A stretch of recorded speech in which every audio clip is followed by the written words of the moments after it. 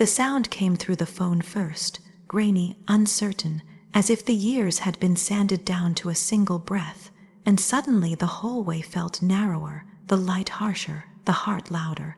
A name long pressed like a flower between pages unfolded in the air.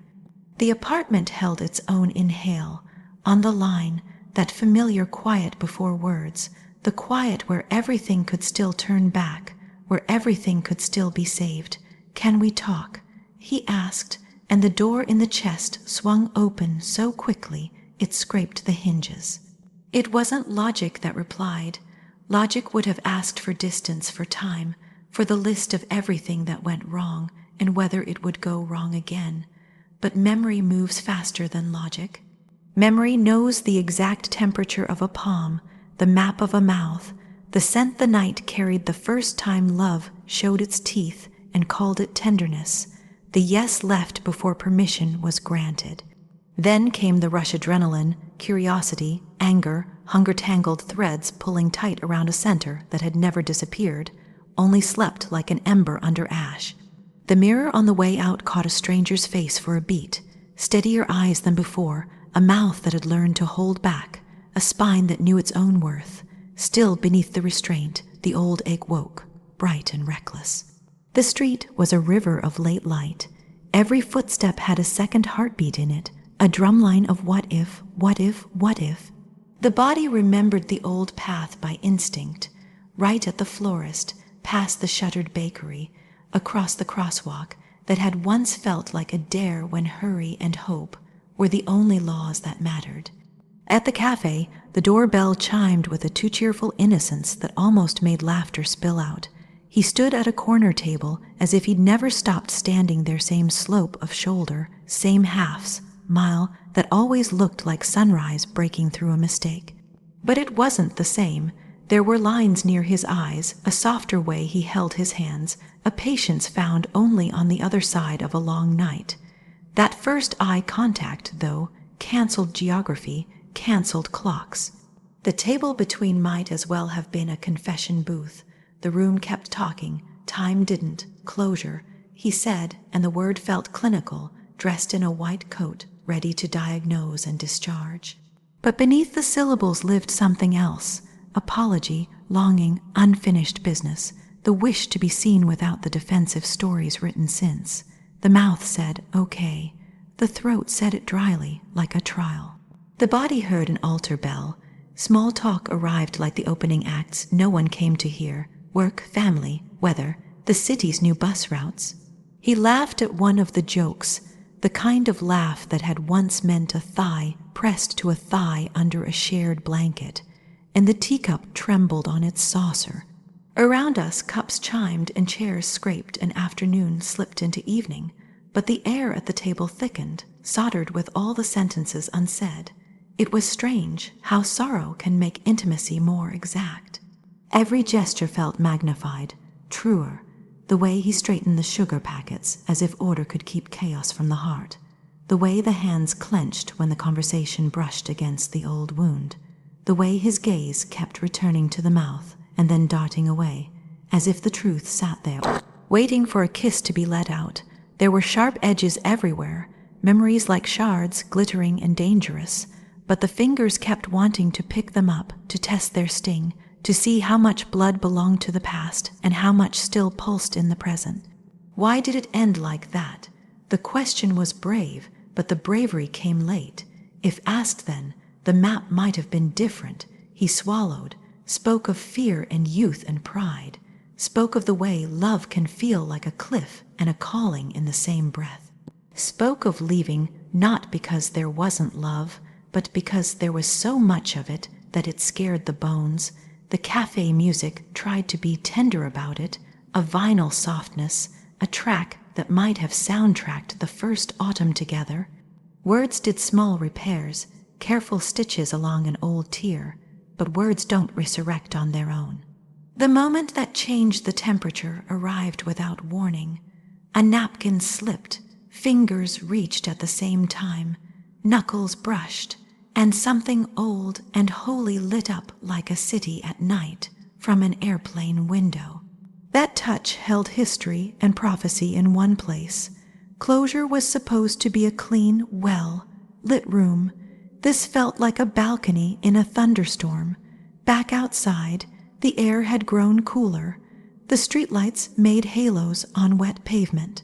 He walked alongside, careful with distance, as if a respectful space could save us from the magnet. Each step multiplied the gravity. The conversation thinned into silence that wasn't empty at all. It was thick with choosing. Right there on the sidewalk, every choice made years ago swelled up to be reconsidered. The door to the apartment waited at the end of the block like fate, wearing an ordinary coat. At the threshold, time presented options like tarot cards. Leave with a kind smile and an exchanged message about being happy for each other, finally. Invite him up for a last talk, a ritual untying, two adults blessing what had been and releasing it into myth. Or listen to the louder language of pulse and breath, the language that made poets drunk and saints doubt. The key turned, the door opened. Inside, the apartment took sides. The lamp threw a soft coin of light on the rug. The window cast shadows like ribs. Shoes came off with a quiet that felt indecently intimate.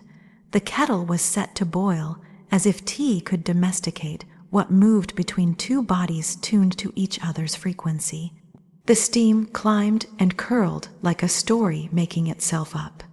He stood, not touching, but orbiting so close the skin could read him like braille in the air. Apology came properly then, not as a defense, not as a price, but as an offering. Not just sorry for leaving, but sorry for leaving without the truth in the mouth, without the chance to be frightened together. The answer rose from someplace below language, where the oldest vows are kept. There was a nod, there was a sigh with years in it. There was the electric hush where the first kiss belongs. When mouths find each other again after famine, the first touch is not hunger but recognition. That kiss was a promise remembered, a door unlocked from the inside. It tasted of forgiveness and rain and something like metal, the taste of keys and gates and entering. Hands traveled with reverence, relearning the atlas they once navigated blind.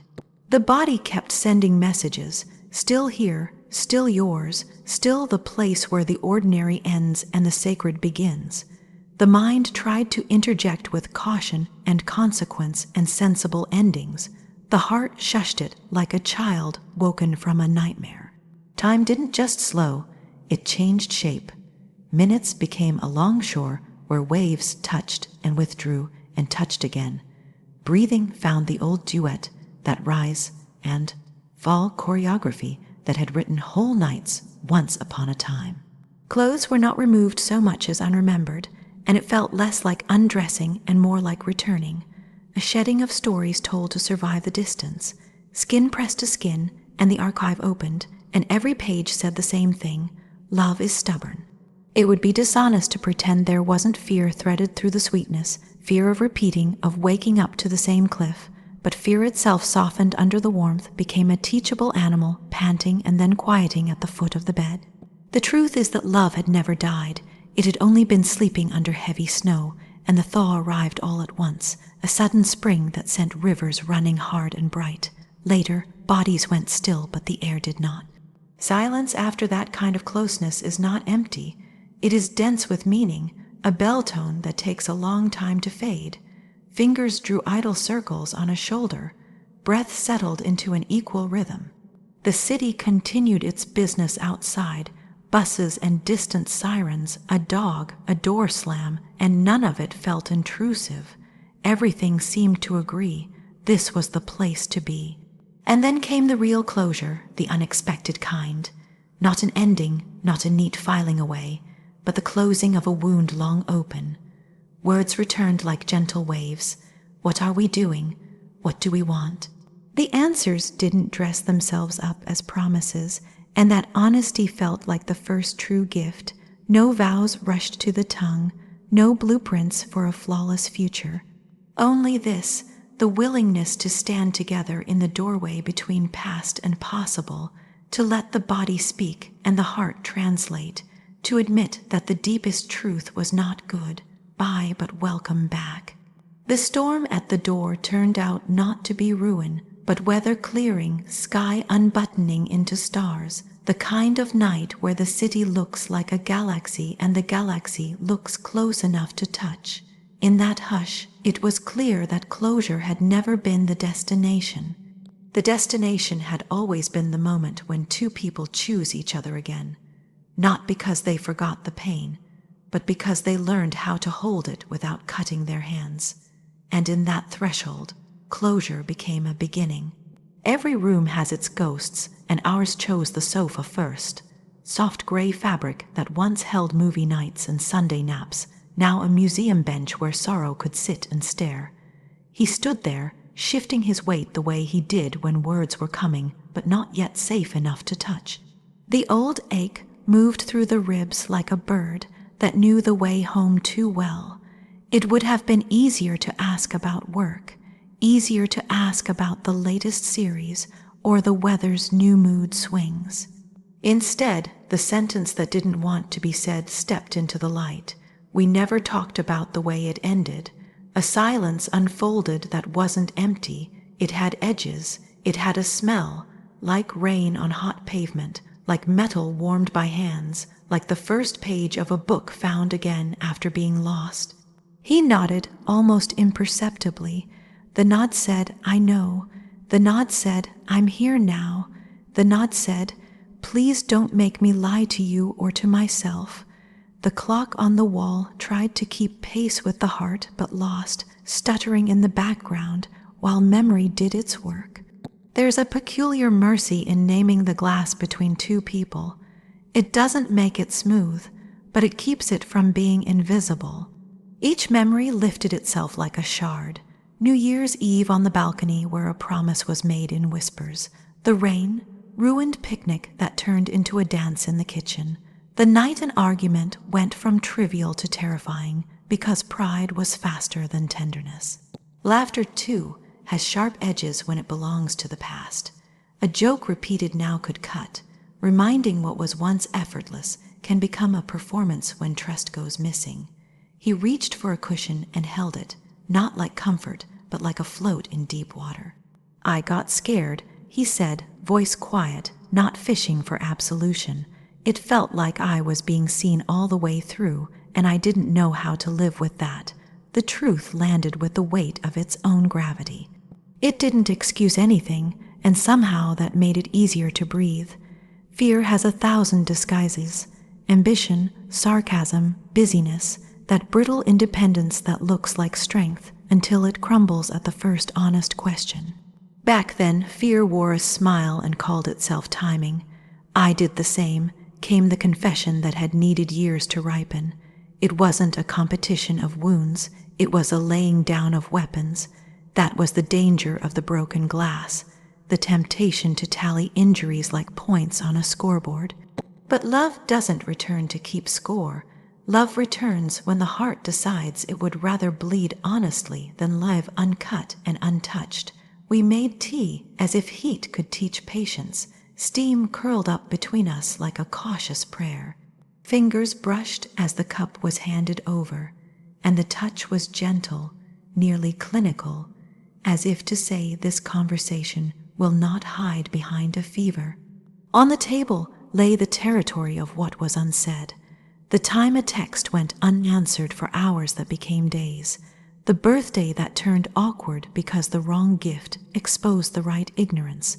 The evening a joke about forever was made too lightly, and the breath caught on it like a fish on a hook. "Say it," he urged, not bravely, but sincerely.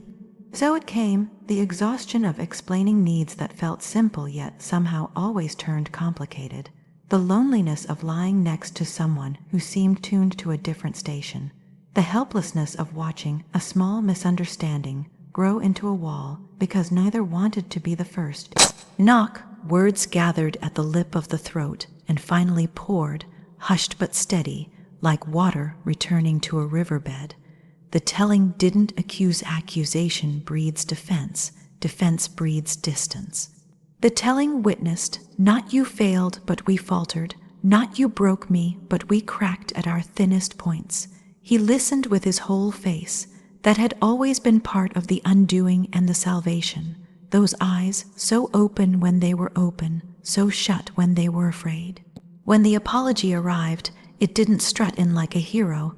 It crept in with humility, carrying the quiet power of specific truth.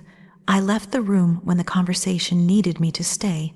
I turned away when your voice asked me to turn toward. The words didn't fix the past because nothing does. They honored it, which is sometimes the only repair that matters.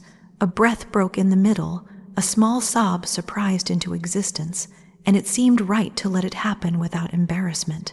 Tears have their own intelligence. They go where hands can't. The wetness on cheeks felt like a soft wash over old cuts, stinging first, then soothing.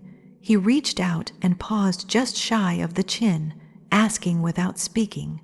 Permission was given with a slow nod, and his thumb traced a line along skin, as if signing a treaty.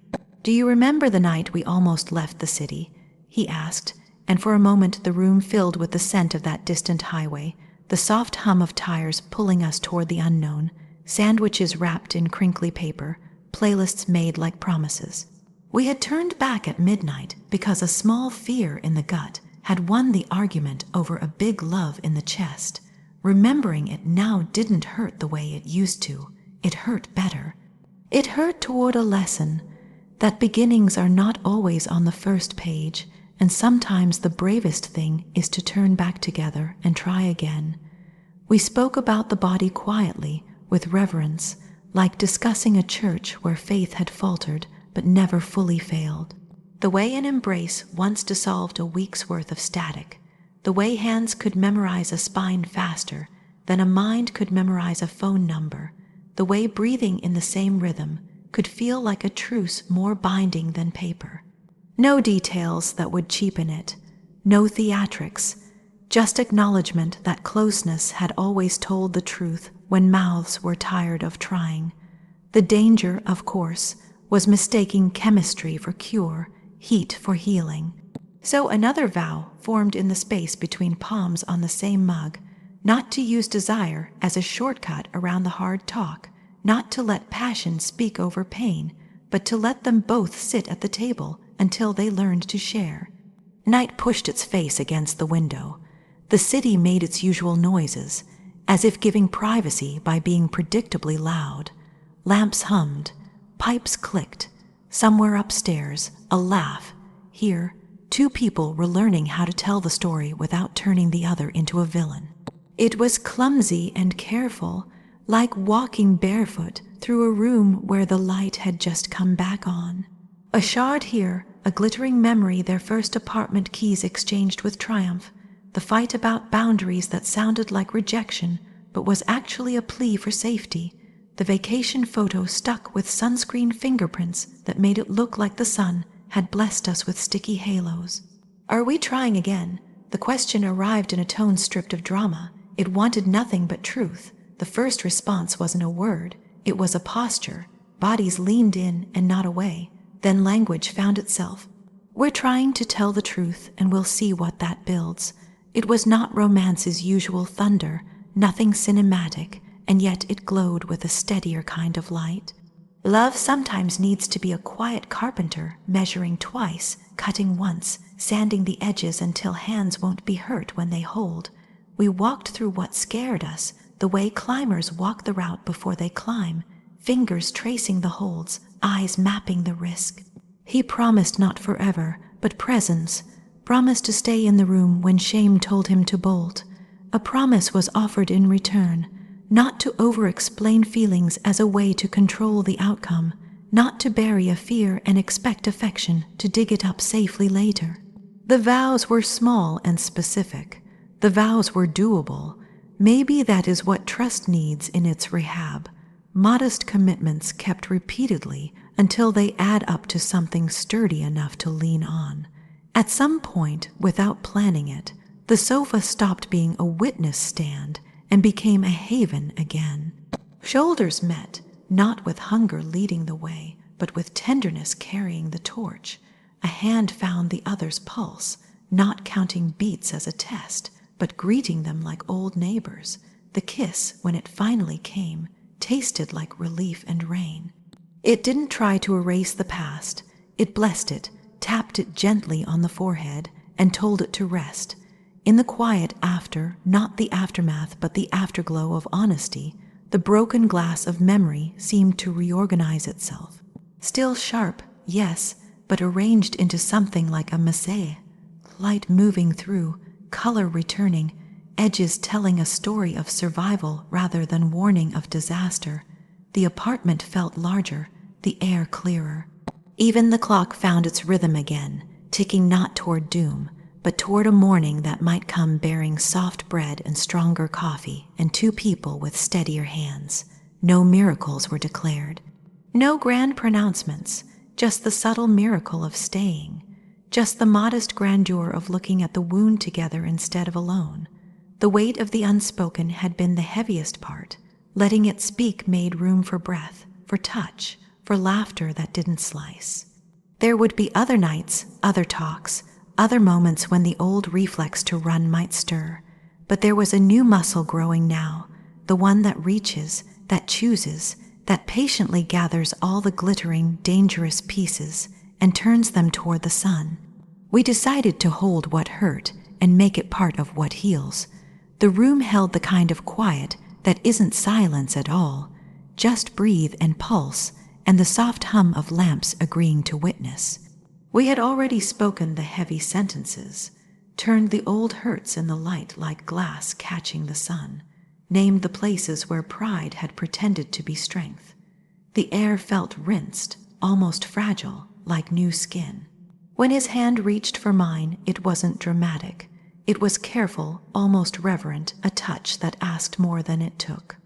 Something inside steadied, not because fear fled, but because closeness finally had a name again. The first kiss after a long severing is a translation.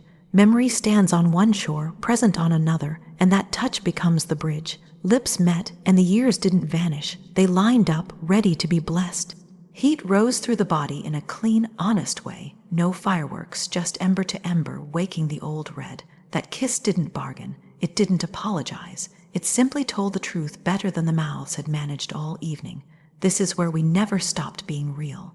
The jaw relaxed. The heart, that stubborn archivist, surrendered its evidence of grief and let warmth revise the record. His hands moved like they remembered a house they'd once built, fingertips along the spine, a pause at the shoulder as if asking the hinges to trust themselves again, a slow settling at the small of the back that felt like a door closing against the storm. Everywhere he touched, the body woke without shame. There was no rush to outrun the past. There was a patience that felt more daring than urgency. Breath braided with breath, the simple miracle of oxygen shared, and closeness rewove a rhythm that had frayed but never snapped. My name in his mouth sounded like a prayer that believed itself. Closure had arrived dressed in sensible words and logical endings. Kindness, distance, gratitude for what was, the tidy bow of two adults doing the right thing.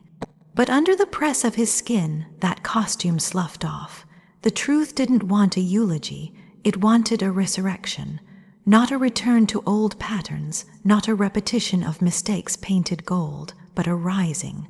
The same heart, the same longing, lifted with new strength. Scars answered the heat like winter answering spring, stiff at first, then willing, then soft. It wasn't forgetting, it was forgiveness sung in a language only touch can carry. Every shift of weight confessed something words would have complicated. The way he eased closer said, "I will not rush you." The way a hand cupped the jaw said, "I see the ache, and I'm not leaving." When mouths parted for breath, eyes did their brave work, saying the rest. The past was in the room, but it wasn't in charge. It sat on the edge of the bed like an old teacher whose lessons had finally landed. The present did not pretend to be perfect. It didn't need to. It was faithful enough to stay with all that was unfinished and love it into form. Clothing loosened like sentences finally punctuated. Each layer set aside felt less like undressing and more like believing. The body kept telling the same story. Here is the place that never lied. The curve of a shoulder carried history and hope in equal measure. The line of a throat answered yes to a question older than either one of us. Hands mapped the familiar terrain with the humility of pilgrims returning to a sanctuary they once took for granted. The room warmed. The rug remembered our footsteps. Even the window seemed to lean in, glass catching the night's breath as if to hold it steady. Desire can be reckless, but this wasn't recklessness. It was a vow said in skin, slow and attentive. The heat between us felt earned, tenderness with an edge of wild, like a river that knows both its banks and its strength. When he whispered, it wasn't a script. It was gratitude, simple and low, and it landed like an anchor. There was no pretending we were invincible. Bodies carry limits and hearts bruise easily, but grace kept widening the room. The more honest the touch, the safer the fire. Time misbehaved. Minutes fattened, then thinned, then slipped out of their names. The lamp hummed its steady note. The city murmured its distant chorus, dyers through rain, a door closing somewhere, laughter traveling like a kite on a long string. Inside that soft music, bodies learned again how to speak without raising their voices. The ache for repair braided with the ache for closeness until they were one thing. The mind tried to inventory each sensation, as if proof would be needed later. The heart interrupted with presence. Be here, this is the evidence. The kiss that came after the first was deeper, not hungrier, truer. It tasted like rain on a warm night, the metallic sweetness of beginning. A hand found the pulse at the wrist, counted not numbers but trust. When his mouth traveled, it carried the humility of apology and the promise of attention. The body, relieved, answered without panic. There was a hush that wasn't empty, a fullness, a cathedral silence built from breath and skin and the long echo of yes. Where pain had once camped, relief began pitching its tent. On the edge of everything, a question lingered. Are we just remembering, or are we choosing? The answer arrived not in words, but in steady care. He checked, waited, listened. The body said more, the soul said stay. The deepest parts, the ones that only show themselves when safe, stepped forward without trembling. Heat climbed and settled, climbed again, found its crest and spilled, a tide returning to its responsible moon. In the soft after, there was no shame, only gratitude that passion had learned its manners without losing its flame. He pressed his forehead to mine, breath evening out, and in that shared quiet, the past seemed to look over, nod, and begin its walk to the door. Not banished, not denied, blessed and released, fingers traced circles on a shoulder, as if sketching the future in small, faithful lines. There was laughter, tender and surprised, the kind that happens when fear leaves the room and forgets its coat. There was the low murmur of names and thank you and I'm here, a liturgy restored to its holy simplicity. Later, wrapped in the ordinary, water from the sink, the cool sweep of cotton, the lamp dimmed. The conversation returned, but softer. Plans weren't drafted like blueprints. They were offered like seeds, breakfast together, a walk tomorrow, therapy perhaps the honest scaffolding love deserves, boundaries named without threat, needs spoken without apology. The collision of bodies had not replaced truth. It had delivered it. There is a clarity that only tenderness can bear. In the light of it, excuses have nowhere to hide, and blame loses its appetite. What began as closure had become a doorway. Not back to what was, but forward to what might be built with the lumber of experience and the nails of repeated care. The heart, long trained to brace for impact, tried on a new posture, open, alert, unafraid. The body, soothed, trusted its own signals again. The mind, satisfied that caution had not been abandoned, Let relief braid through the ribs like sunlight through blinds. When he fell asleep, shoulder heavy against mine, the room felt truthful in a way that required nothing fancy. Quiet furniture, a patient clock, night held outside by glass and gentle curtains. Inside, warmth nested into the places grief had cooled. There would be other hard conversations. There always are when love is real. But this collision of bodies, of breath, of courage, had redrawn the map. Not a miracle that erases, a miracle that integrates. The scars had not vanished. They had softened, folded into new strength, the way healed skin shines a little different and more alive. Morning would come with its practicalities, coffee, emails, a world that doesn't slow for anyone's resurrection. But the body would carry the lesson in its fibers. One kiss, given with truth and met with truth, can turn an ending into an opening. And the heart, stubborn and tender as ever, would keep the door on its hinges well oiled, ready to welcome what we choose, again and again, with both hands.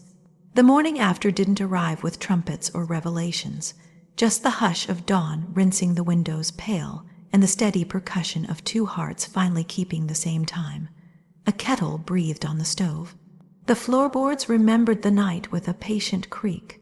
Sleep had found us in brief, generous shifts, but something else had stayed awake, something that felt like a lantern lit inside the chest, warm and stubborn, refusing to gutter no matter how the dark tried to lean in.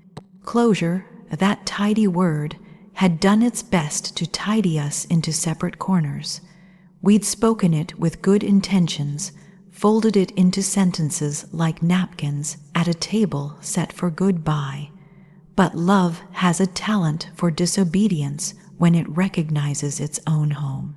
The light in his eyes, the way his hand learned again the language of my shoulder, the kiss that didn't ask permission from the past, none of it cared for neat endings. It wasn't a rebellion born of recklessness. It was an awakening born of truth. What wanted to sleep had slept long enough. What wanted to burn would burn kindly, but it would burn. In the kitchen, the rituals felt new and ancient at once. 2 mugs warmed by the same steam. Jam opened with the familiar twist and click. He reached for a plate from the wrong cabinet, and laughter threaded the air, soft, surprised, the kind that stitches small tears without ceremony. Last night's tenderness had not erased the ache. It had simply given the ache someplace gentle to rest. We moved carefully, not afraid of breaking, just respectful of what had been broken before and was now set, healing, stronger along the seam. Outside, the city delivered its ordinary sermon. Buses sighing, a dog insisting on a different direction, someone's radio playing the chorus a beat too loud. Inside, we agreed without saying it. If this was a flame returning, it needed tending more than spectacle. No grand speeches, no vows carved into stone.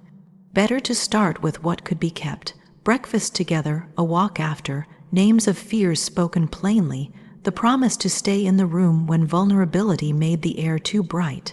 The first test arrived by noon, disguised as a small thing. A message pinged on his phone, and instinct rose quick and hot. The old reflex born from the old wound. Not a scene, not an accusation, just that quiet tightening behind the ribs that used to curl into a story with a bitter ending. He saw it happen. That's how close we were, how practiced at reading each other's weather. He turned the screen toward both of us. Work, nothing dramatic, a mundane request for a file. The body settled, the heart unclenched its fist. A tiny victory, almost invisible, but in love's mathematics, these are the numbers that add up to trust. We walked then, the afternoon cool and forgiving, the sky a gray sheet evenly spread. The park knew our footsteps. It had kept them safe inside its paths. Children climbed and shouted their small joys into the wide air. A couple argued in whispers, holding hands even as they failed to agree. We didn't talk for a while, letting our breath do the speaking, letting the rhythm of moving forward together become its own statement. When words returned, they came as questions shaped like care. What do you need when fear arrives? How do you want to be held when shame knocks? What does space look like that isn't absence? Answers were slow, honest, sometimes messy. We didn't rush them. We let them be exactly themselves. Another kind of tenderness. Evening approached as an invitation, not a test. Cooking side by side felt almost ceremonial, not because of the menu simple food, chopped and salted, heat doing what heat does, but because of the quiet choreography rediscovered, passing the knife handle first, tasting the sauce on a shared spoon, plates set not perfectly aligned, then nudged a breath straighter, as if the table itself wanted us to meet in the middle. The flame under the pan was steady and blue, controlled, faithful to its task. That's how the heart wanted to burn now, bright enough to cook what feeds us, not wild enough to scorch what we're building. The talk drifted to years gone and years ahead, and in the middle of it came a moment that caught us both, one of those strange, holy pauses where the room seems to tilt just enough to pour the truth to the center. I kept thinking I could outgrow it, he said, eyes soft but unflinching, as if time could make me not love you by making me different. The answer rose without effort. I tried to reason it. I thought if I could explain every hurt perfectly, the feeling would fade. It never did. There it was, not a declaration to bind us into pressure, but a confession to free us into presence. We didn't promise forever. We promised this, attention, humility, the daily choice to fan embers and watch for smoke before it became fire in the wrong place. Night folded itself over the city like a shawl. Candles were lit not for romance's performance, but because their quiet light makes people kind. We left the dishes just imperfect enough to prove we were alive. That same electricity hummed between us, not the frantic kind that scrambles for proof, but the grounded kind that hums when the current has a clear path. When touch came, it arrived with the patience of someone who knows the house well and treats it as a home. The body said yes and yes again with unguarded gratitude. The soul, weary from its long vigil, stretched out and breathed easier. Heat rose, met, settled, the kind of warmth that doesn't shout, that doesn't need an audience, that does its holy work under the skin. Later, in the dark edged with gold from the streetlight, we spoke of the work love asks for. Not the grinding kind that wrings people out, but the attentive kind. Apologies without defense, boundaries without punishment, rituals that anchor the day to gentleness. Therapy, maybe, the kind that offers better questions more than perfect answers. Checking in when old ghosts rustle, not to control each other's insides, but to stand together at the threshold and say, I see it too, let's let it pass. It sounded almost unromantic when listed like that, but the body recognized it as oxygen, the flame recognized it as fuel. Sleep found us easier this time. In that floating space before dreams, another picture arrived. 2 hands around a candle's glass, not to smother the flame, but to shield it from a careless gust. That felt right. Love didn't need taming, it needed shelter. Wildness had its place, laughter spilling out without asking, kisses stolen at red lights, dances in the kitchen for no reason at all. But endurance would be built in the small, repeated protections, in the tenderness that doesn't retreat when the weather shifts. Days began to link together like a chain made of light. Not perfect days, those don't exist, but days where imperfection didn't threaten the foundation. A missed call followed by a quick, respectful explanation instead of a silent retreat. A disagreement about money navigated with gratitude for transparency rather than a tally of mistakes. An anniversary of the old ending marked not with dread, but with a walk and the shared astonishment of how endings can transform into beginnings when telling the truth becomes the habit instead of the exception. There were moments, of course, when the fear tried to dress itself up and knock again, a dream that left the body tense, a song that dragged a memory across the heart's floor, but each time we did the simplest, bravest thing, turn toward instead of away. Sometimes it meant words. Sometimes it meant a hand held in quiet. Sometimes it meant laughing at the mind's wild stories until they shrank back to normal size. The flame flickered like all flames do, but never looked in danger of disappearing. It seemed to learn us as we learned it, how much air to offer, how much glass to shield, when to let it burn bright, when to let it rest small and steady. On a late Sunday, rain pressed its forehead to the windows and stayed. We read on the sofa, legs tangled, the kind of closeness that requires no proof of anything to feel real. Between paragraphs, a glance, no heat this time, just certainty. It settled there, soft and sure. What was supposed to end had become a life waking up. The past had taught, the body had testified, the heart had chosen, not loudly, not once and for all, but daily, tenderly, faithfully. And in the quiet of that rainy room, it was clear why the fire had refused to die. It had finally found a home built for its light. If these words touched something in you, if you've ever carried wounds that still burn, or felt the weight of a kiss that rewrote your story, then let this space be yours too. Every story shared here is a reminder that love doesn't always die when it's told to. It lingers, it returns, it transforms.